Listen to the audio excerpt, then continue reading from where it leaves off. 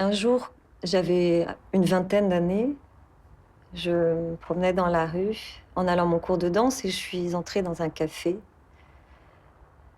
Et là, à la terrasse du café, j'ai trouvé ma maman, qui devait normalement pas être là, attablée avec un monsieur qui était pas mon papa et dont elle avait l'air très amoureuse.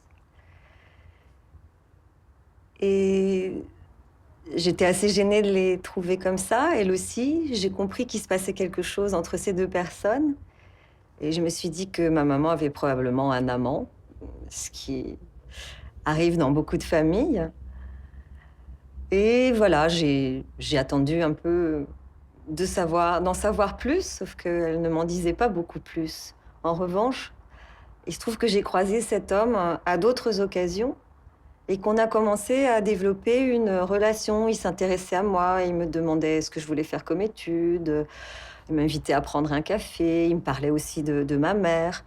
Heu et cette relation me satisfaisait parce que j'en avais pas beaucoup, avec mon père et du coup cet homme, je le trouvais plus intéressant. Il m il m'apportait des choses, heu, il s'intéressait aux mêmes choses que moi. Il me posait pas mal de questions sur ma vie et j'étais assez enthousiaste de le retrouver à chaque fois.